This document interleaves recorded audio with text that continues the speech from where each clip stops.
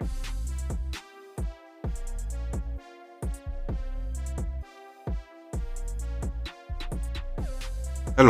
welcome to the Reframing Mindset podcast. We are clear my head of the thoughts that are preventing clarity, practice my speech, among other things. Episodes range from informative knowledge to funny stories about my experiences, and in the future, maybe include interviews. So subscribe and enjoy. Episodes drop every other day.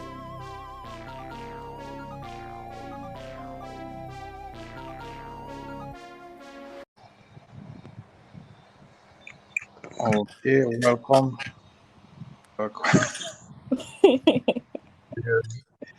Well, I haven't done this for so long. So welcome, Leisha-Gaye Usher. Now, before we start, let's just mention some brief things about her before we get started. So, she's a YouTuber, fellow Compre alumni, now which means that we were in the same at the same high school for a brief moment, Yeah. and a dancer. Yes, Yes. so welcome, Miss Usher. Thank How are you doing you. today? I'm not doing too bad, just going through the struggles of this life and trying to survive.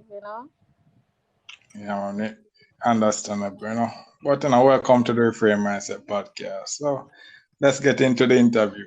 So the first question is, as a fellow Compre alumni, the first question would be, why did you choose Herbert Marsh as a place?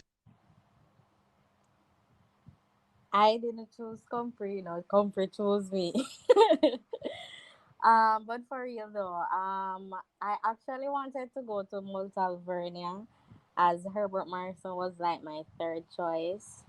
But I only wanted to go to Multalvernia because when you're going to a high school, you want to go to a school enough people, and Multalvernia was that place. But I was placed for Herbert Marson, and honestly, I'm glad I did. I wouldn't want it any other way, and I'm so grateful for that opportunity. So how was your family and growing up, primary school days, and what got you interested in dancing? All right. So, well, my mom's side of family is very big because my mom is the first child for her mother, and my grandmother has like 9 kids. And then my grandmother has like 7 or 8 siblings, and they have kids too. So, that side of family is always full of ups and downs. But they Yeah. were generally okay. Mm. Um, Primary school.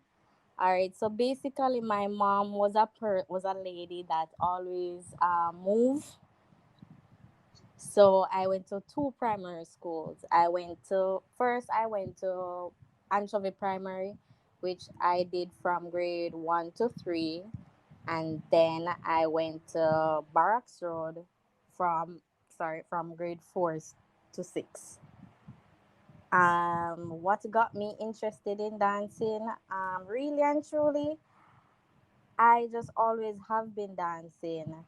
From I was a kid, my mom used to say, every minute you're in your pampas or dance and push up your bottom, and kids are. So once you hear the music, you start move and all that. And I even remember one time when I was like 6 or 7, and I went to this girl's birthday party, and I remember putting my hand down on the floor and putting up my foot on the wall, and I'm there shaking my shaking my bottom, and funny enough, I got in trouble for it.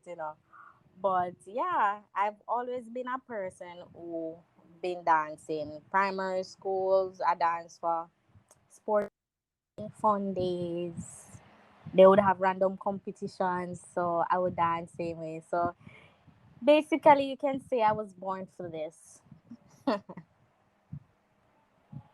Uh, so yeah, at Herbert Marson, we were not in the same year group, but Uh-uh. but when you came into Herbert Marson, we were getting known for many things, basketball, music, and performing arts, which is an aspect of dancing. So tell us about being a compass student in your time. All right, so no, we weren't in the same year, but yes, I was around the same time when Compre was known for a lot of things Uh, because generally I was a part of it too, So I was I was at Compre from 2009 to 2014 basically, and I'll big up class 2014. So yeah, you're a year ah after me. You're a year yes, after me. yes, because I was 20. I left 2014. Uh, Mm-hmm. So I was funny enough, I always tell people that I had so much fun in high school. Like those 5 years of your life, you have to enjoy it no matter what, you know.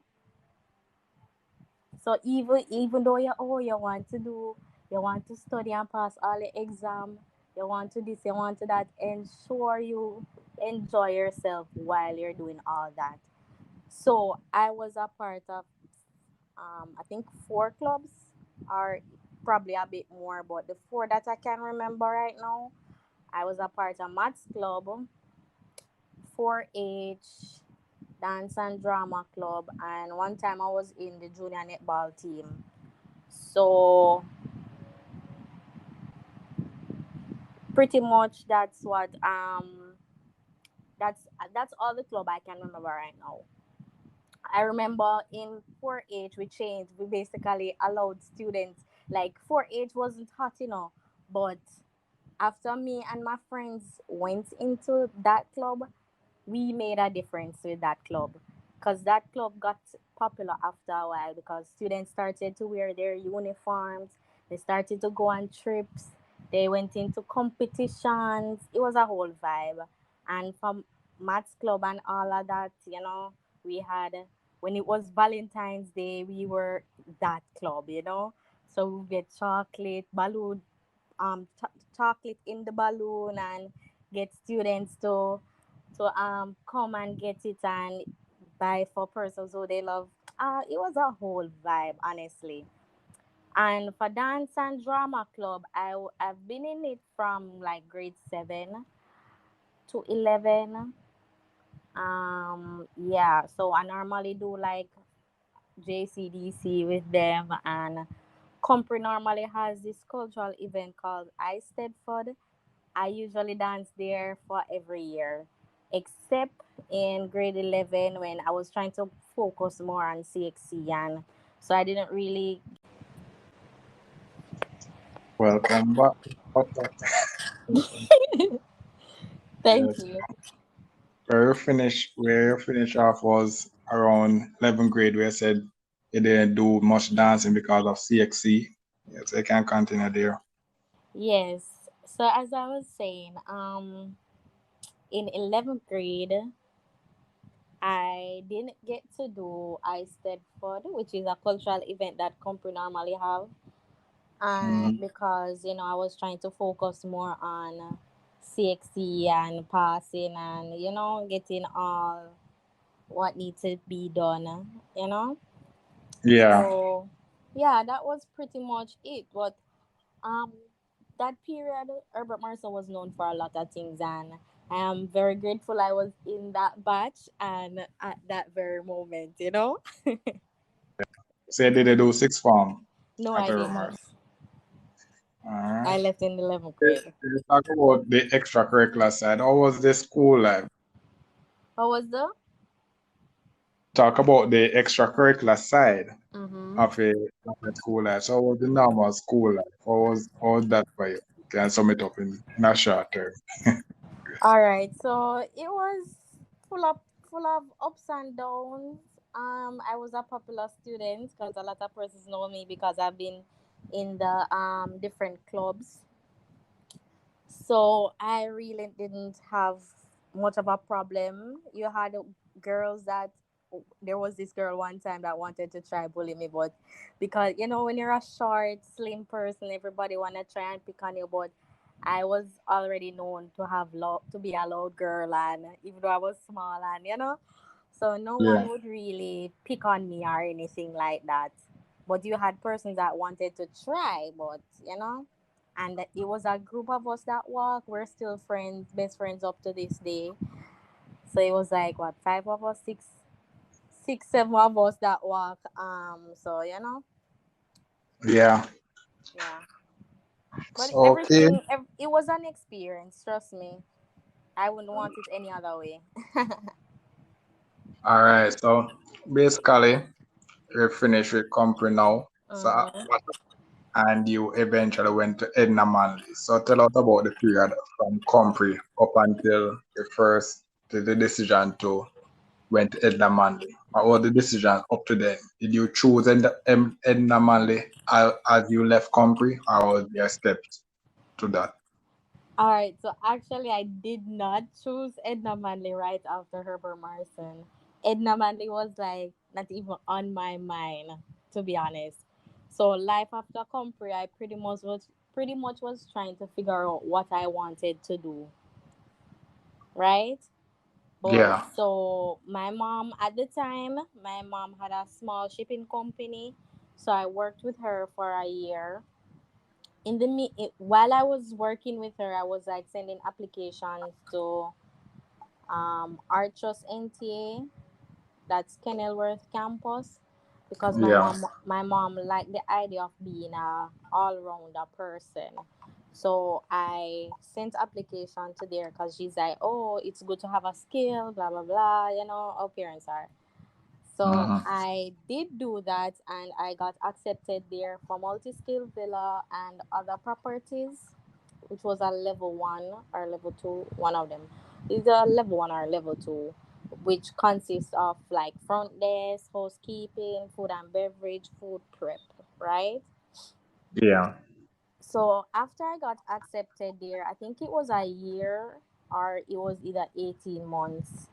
So after that, I started working at this medical facility. So right after I finished the course, not even graduation as yet, I started working at the medical facility, and I did like 4 5. First, I did 4 years, and then 2 additional year I did part time, which is like from now to 4 years ago. So I did yeah, 4 years there, right?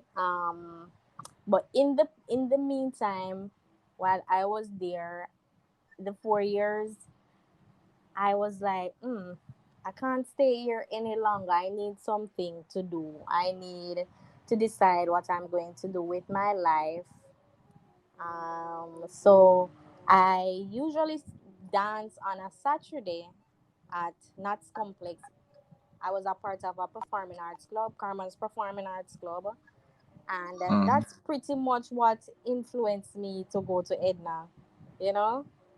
yeah, So after I left my workplace for, in 2020, I believe, I went to Edna Manley. yeah. Speaking of Nats Complex, that's where I actually going to learn to dance, With the- Yes, that's where I was born. The love, Yeah, you man. So know. how is Edna Monday going so far? Well, I'm actually just coming off from a year break due to my mom's passing. Um, but year one, let's just go back to year one, since I was in year one at the time. So COVID came out, and COVID pretty much ruined everything for us. So we went strictly online the Yeah, first half of Edna. We went strictly online, and so basically, you had to do everything online. Everything is a bit more challenging because nobody knows about dancing online. We only generally used to dancing face to face, and where things yeah, are easier to catch up and all that. yeah, So doing classes online was way different, because now you have to ensure you're looking at the lecturer. You can't really do as you like at home because hey, if you miss that, you get knocked. Mm, Um,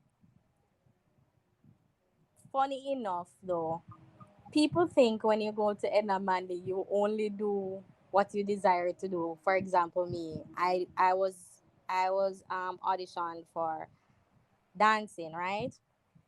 yeah, Because there's an audition that you have to do as well as an interview before you go there. So when you do the audition and all that and the interview, they actually tell you what you'll expect. But when you actually go there, it's a different thing in your mind because they're like, oh, I'm gonna dance, whatever, whatever. And they say this and they say that. But apart from the practical courses, we also had to do theory courses. So we had to do a theory course from like this. We have five schools. We have School of Dance, School of Music, School of Drama, School of Visual Arts, and School of Arts Management. So School of yeah, Arts Management basically has courses like college maths, critical thinking and analysis, self ethics and creativity, and Caribbean culture and identity. He has courses like those. So you go into Edna Mali, you're not thinking about that, right? yeah. It's same thing. Similar when I went to university and I went in to do biochemistry, but I end up had to do something similar, critical reading and writing. I had to do law. I'm like, Exactly. And you're like, what? What the others come in? But I think those help you as well. It's kind of just like high there's a school, way to just build an more all rounder, complex. the all rounder, similar to what you said, Exactly. like art and let's say. Exactly. So the degree that I'm doing is a bachelor's degree in dance education. So, but the lecturers were quite helpful, and um, even though we were online, they won't be like, "Why you not looking?" Why they were so patient with us, and Mm, that kind of also pushed me to come back for second year yeah, because of the way they treated us in year one. and you're in second year now. Yes. All right. So the next question is, how like telling your family that okay, you're going to try to do this dancing thing, seriously. How was that to them, knowing that it's not a really conventional professional, Mhm.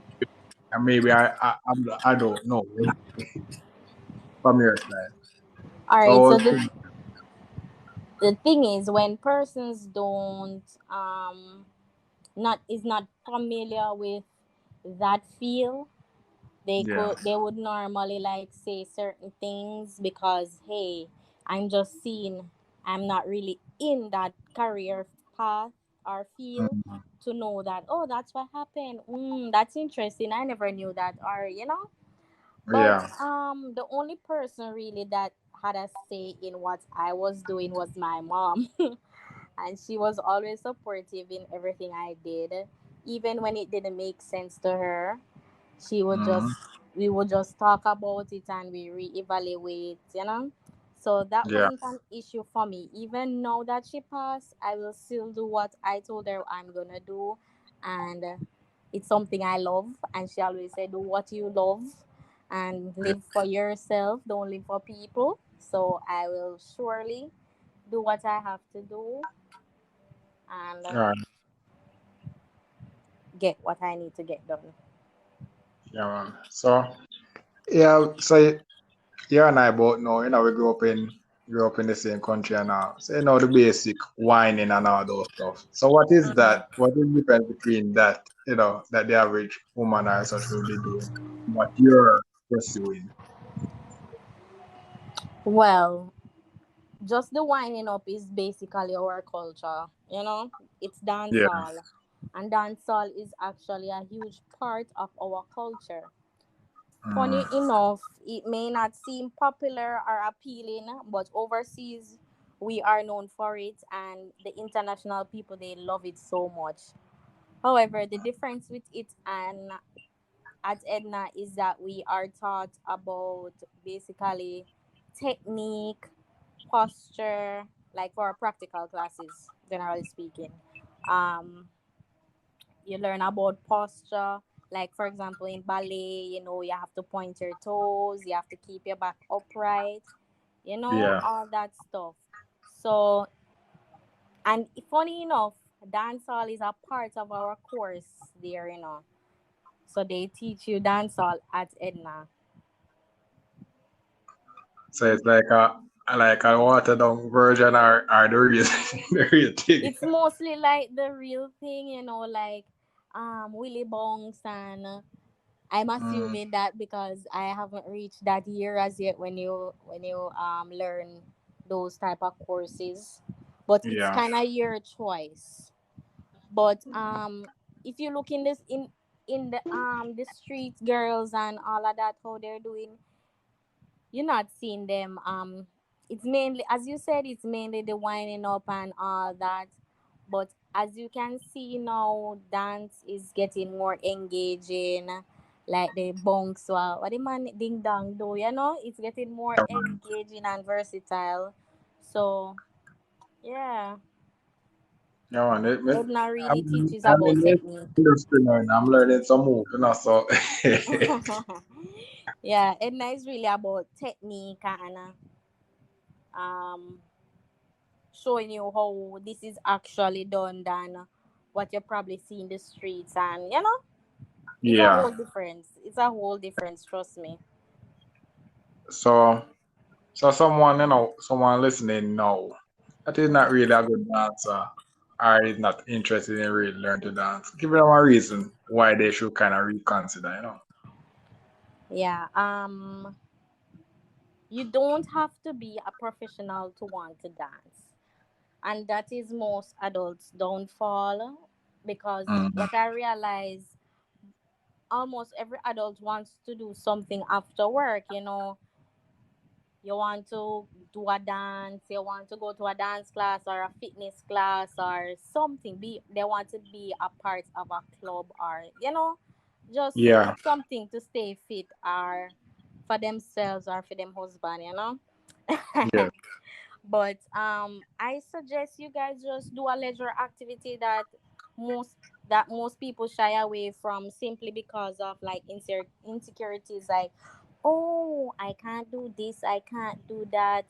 But what they need to do is let go of that fear and just enjoy life, enjoy learning something new, especially in dance. As I said before, we can see how dance is being a bit more engaging. So it's not like, hey, if my foot can't go up there, so me not go at the class there.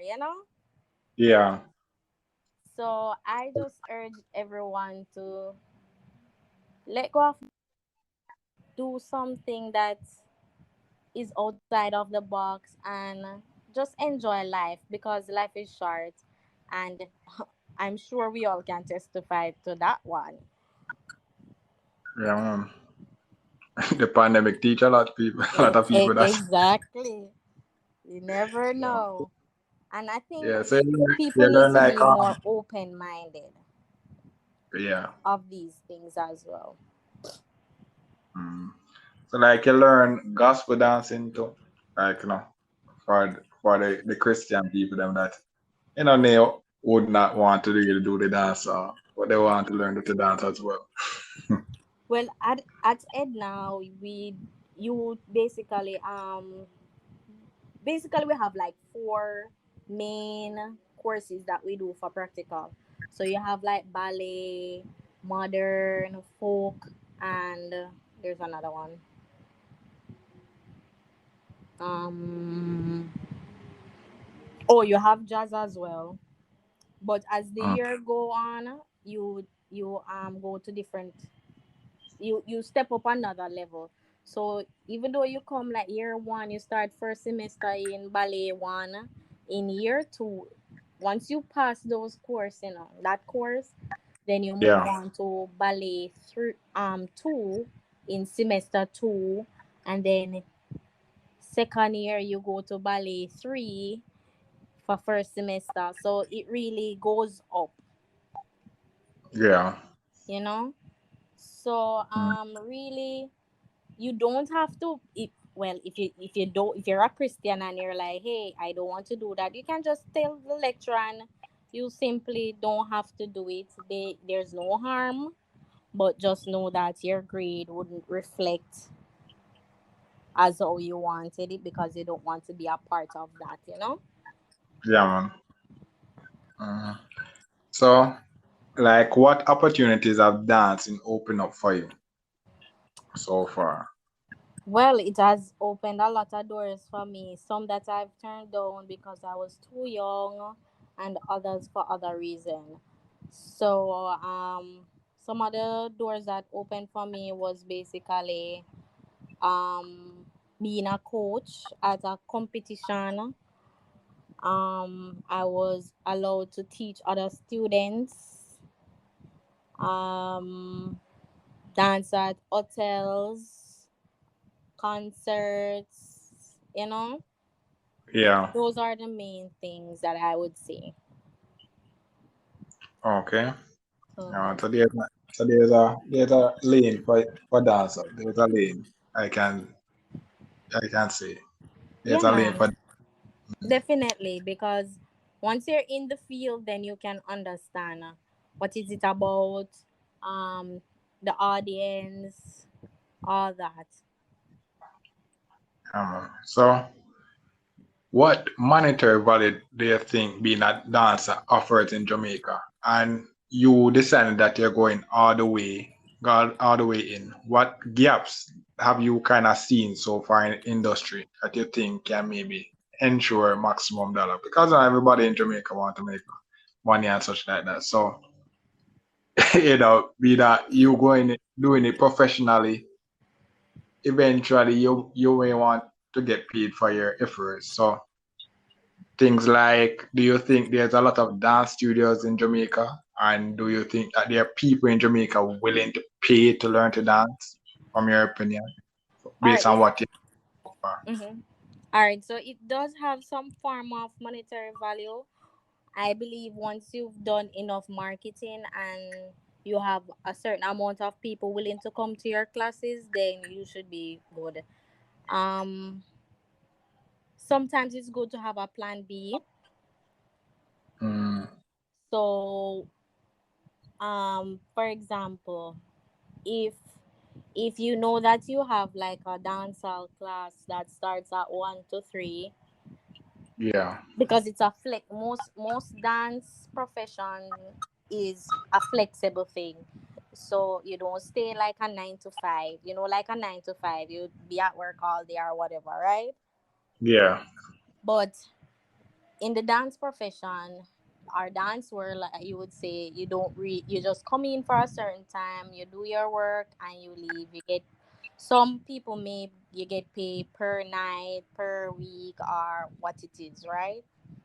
yeah, So it's really up to you and the marketing you do in, I'm I wouldn't say in Jamaica there's a lot of studios, but I can only speak for Montego Bay since that's where I'm from, and yeah, that's where I do dancing mostly.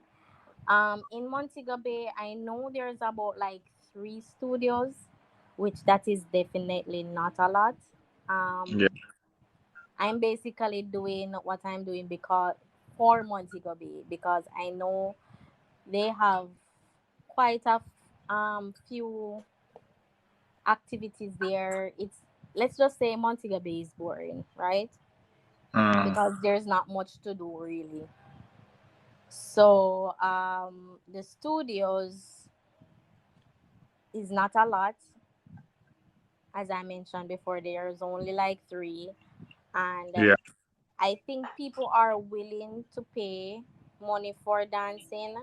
It's just that you have to give them a time, because yeah, if you're dealing with adults, you have to do it after work, or on a weekend or so. It's, as I said before, it's basically about marketing and how you structure yourself All right. if you want to have a successful dance career. Yeah. Yeah.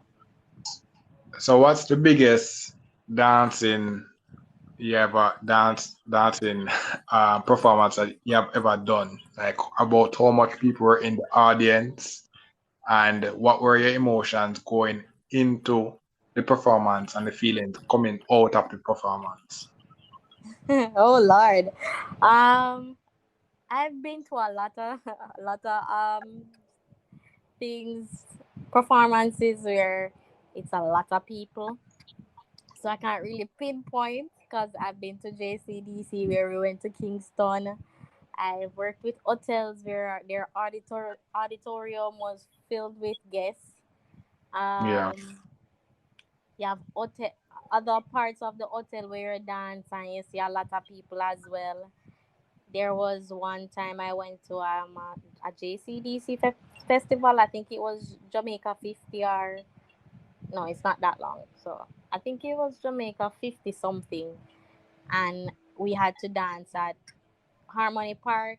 At the time, it was Dumpo Beach. So you know Yeah. that area is huge, right? Yes. So there was also had a big audience. So I'm not really sure at the, with the amount of number of persons per se. Well, let's just say it's a lot of people in the room. So how are Um, you feeling going into those performance and the feelings coming out? You know, Hello, like the feelings, you know, when you're going to performer, so you always feel anxious, you know, anxiety kicking. You just want to dance and get it over with because hey, you feel yeah, nervous, you know, and you don't want to like go on stage and mess up and you know all those things running in your head. But as yeah, soon as you hit that stage, for me at least, as soon as I hit that stage, I'm just ready to dance, enjoy myself, and whatever happens, happens. Because sometimes you're beating up yourself, and when you go on stage, you don't even know how well. Sometimes people not even looking at you if you're pointing your toes or that. Because remember, when you're not in the dancer, you don't know things about that. You just know, hey, she a yeah, move man. good with. She have enough energy, yeah, man. You know. Ain't Whereas nobody looking at a your good toes dancer if you overshadows the point bad and one. how The good, far your foot a kick. yeah, man. Dancers, huh? The good dancer them overshadow the bad dancers. So the bad Exactly. dancers. Exactly. Once you have the energy, you know, everybody looking at you and they say, yeah, that girl can dance. Your Mm, foot could have all can go behind your ears. Nobody not really look for you if your energy is not up. So that's why most time I just try to enjoy myself and when you come off, you be like, yeah, man, that was a good show and whatever. But you're also happy say it over with because you know your body beat out and all that. yeah. Mm. So you have reached far in your dancing dreams so far, further than a lot, So and you have invested a good amount of money. Mhm.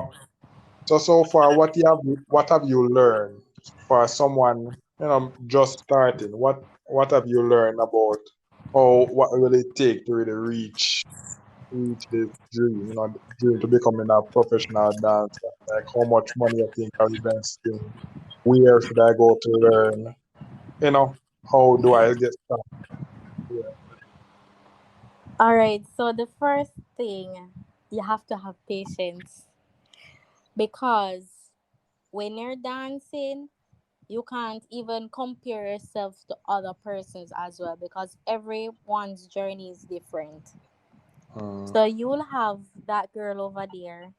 She's dancing from she's what 2, and you've been dancing generally from um.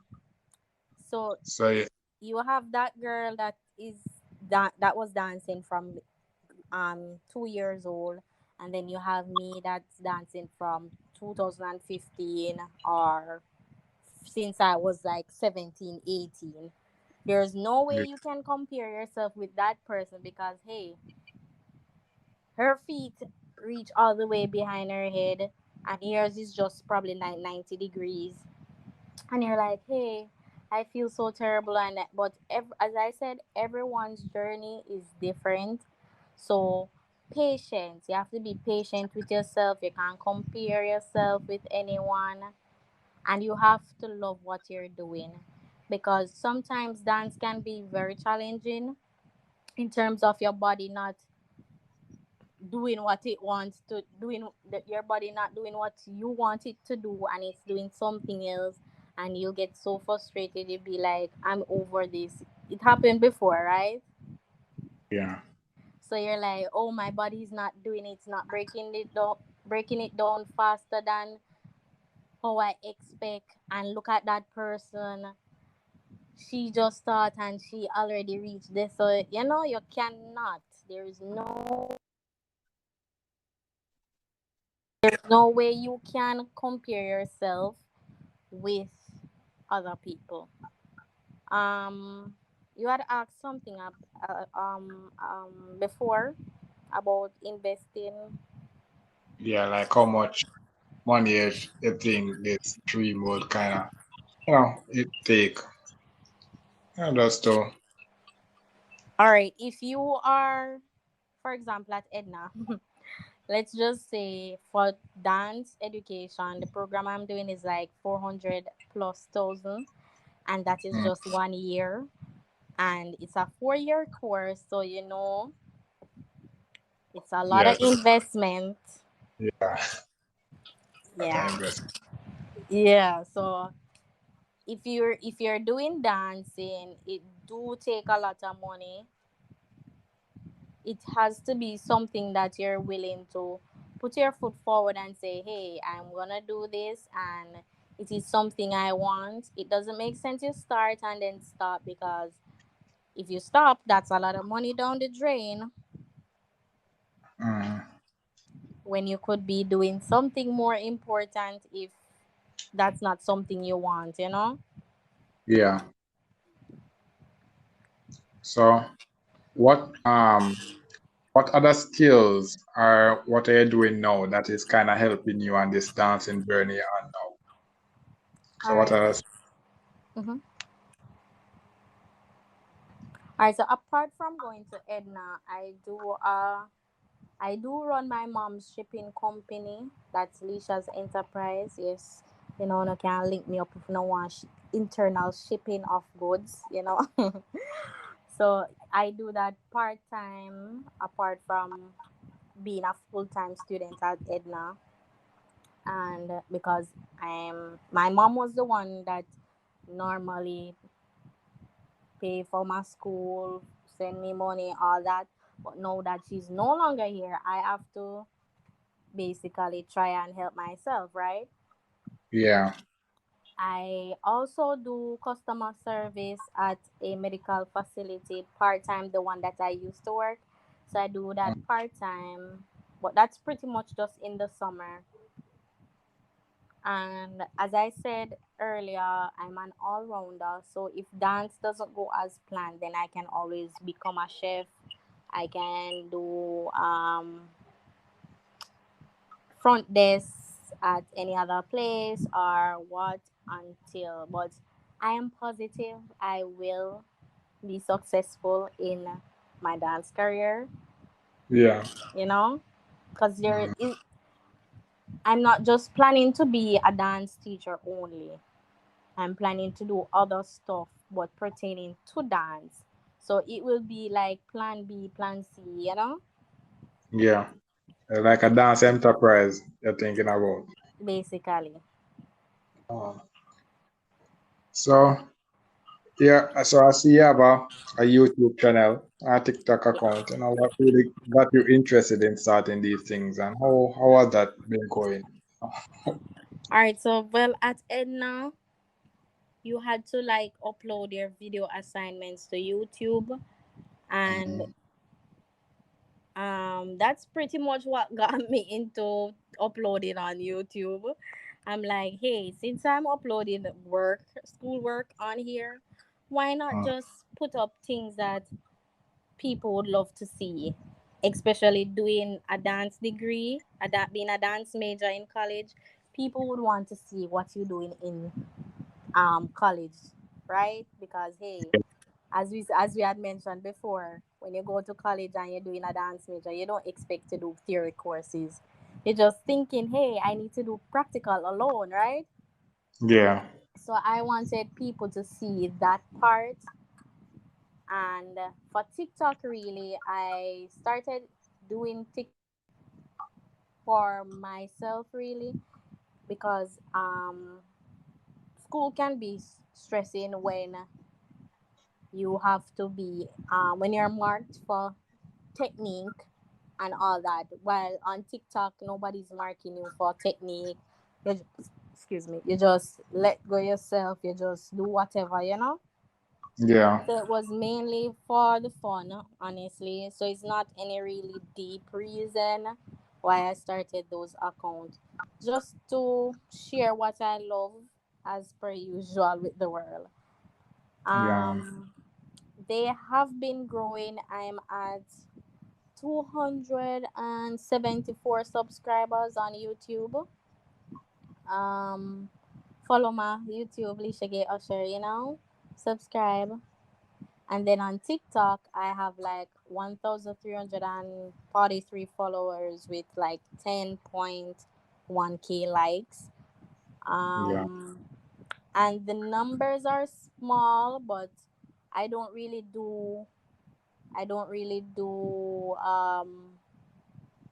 do social media for the numbers. I just always do it for what I love and to Mm. share with the amount of people I have. Yeah. So they do grow like one.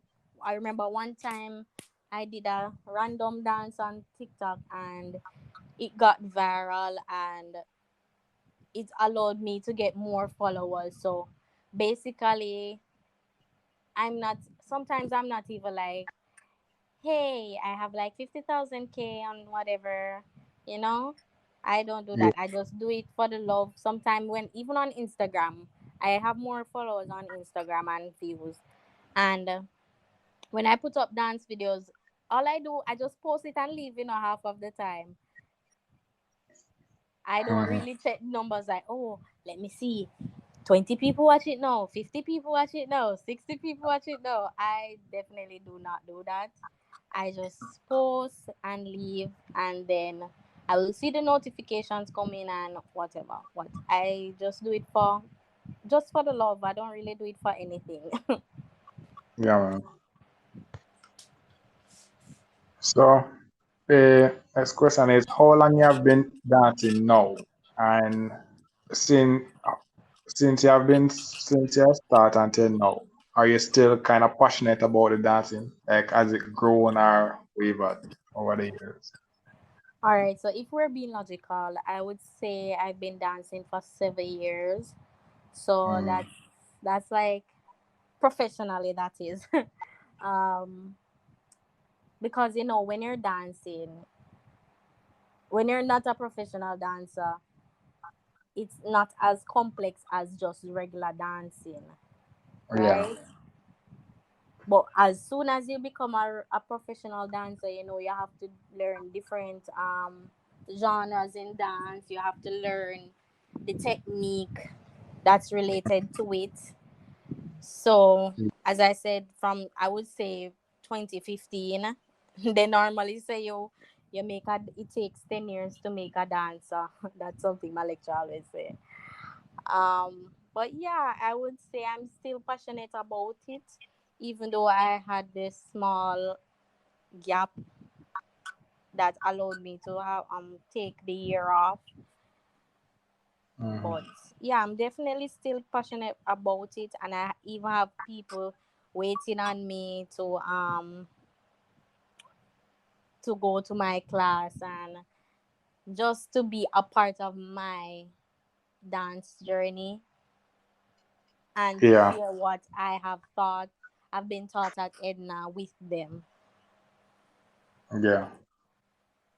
So the last question now, Already? all good things have to come to an end. All good. So, how has your dancing changed over the years from being an amateur to becoming a certified dancer? All right, certainly it has changed for better. I have, so each class you go, you become more and more better at it. And sometimes, if you keep a record of it, you can see how much you've improved. Like for me, I have Instagram. So from 2015, when I started dancing professionally, if you Yeah, scroll, you'll see like I'm putting things like, hey, I just learned how to split again. And you'll see me doing cartwheels, cartwheel and split. And you do, it's just a wonderful feeling you get when you realize how much you have grown. And yeah, I suggest to people that they need to like document these things, because when you look back you can say, look how me could do this, or look how me could do that. And it's just a warm feeling you get when you see how much you've accomplished and the hard work. Because when you're just doing it and you're like, yeah, me get that, and you don't see how far you've been coming from, you're not really motivated to say, hey, I really come from far. You can just say yeah, it, but seeing it is so much better. yeah, man. And So, Edna kind of influence you to do that as well. So they influence you to put things on your platforms or video yourself in classes, and you can see where you went wrong. You know where to improve and all that. So documentation is pretty important when you're in the dance world. yeah, and the dancing is kind of like it's one of those, they call it hands on. I don't know how to describe it, but you have to really see the changes to really see the changes. Yes, I get I It's get not a you. book. It's not a book. You don't write it down. You don't Yeah. write it down. Mm. So, we're at the end of this interview, and it was a great interview. Thank you for taking the time out of your busy day, No, Miss Usher. no Yes, problem. and you have given mostly what would be a Jamaican audience a great perspective into this dancing world and such Yes. like that. So, you kind of take this time to really shout out your socials wherever they can reach you, so that they want to contact you personally, Mm-hmm. they can.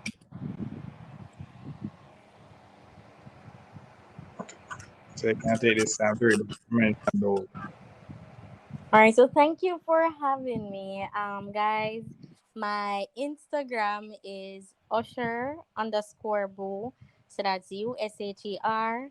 The little takeaway sign, but not the takeaway one, the one that but I don't fix that, but underscore boo. BOO.